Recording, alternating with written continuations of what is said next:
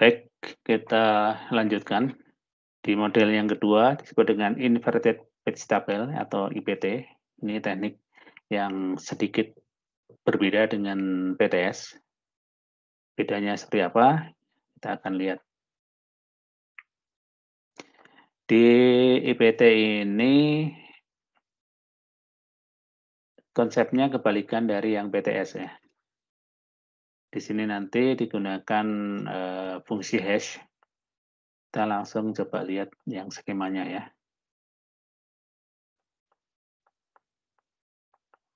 Nah, ini skemanya.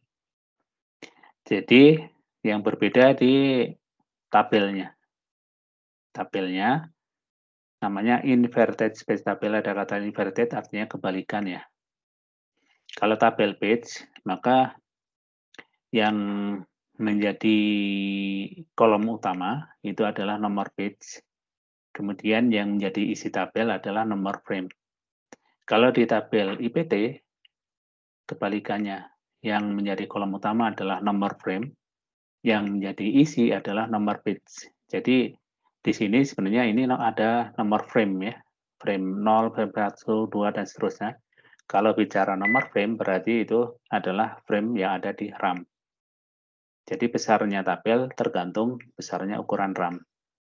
Nah, yang menjadi isi tabel adalah nomor page. Nah, karena page itu berasal dari banyak proses, maka sumber atau pemilik page itu perlu dituliskan. Maka di situ perlu ditulis dengan kolom proses ID. Proses ID ini berarti identitas page ini milik proses yang mana.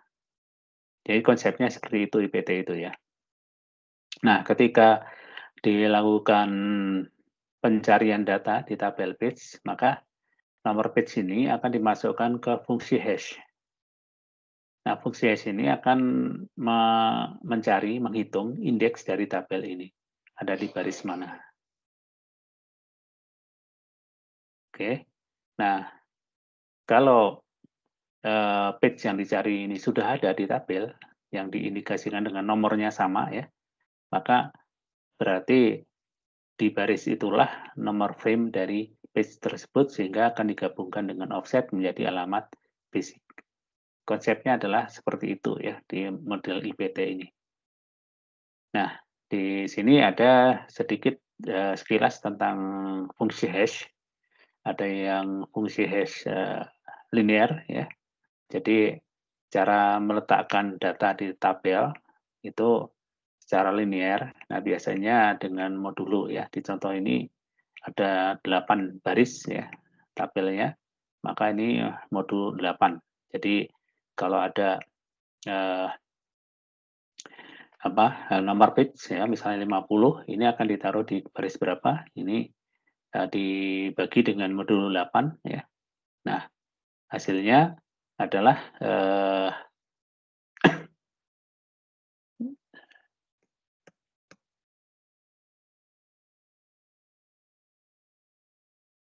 nah, ini yang 50 tadi ya, 50 bagi 8. Nah, hasilnya 48. Nah, sisanya itu yang akan digunakan untuk akses. Jadi 50 ditaruh di baris kedua. Kalau 51 ya di bawahnya dan seterusnya. Jadi nanti bisa dilihat contoh ini ya. Ini yang linear. Ada juga ya model hashing yang pakai overflow. Jadi ada satu tabel lagi yang untuk limpahan jika di baris tersebut itu sudah ada yang menempati. Misalnya ini 50 itu taruhnya kan di sini. Kemudian 74 ini juga di sini juga.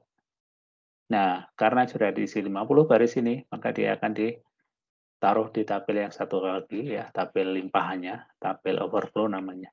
Kemudian ada satu kolom sebagai indeks bahwa di baris itu ada linknya untuk mengakses tabel yang lain.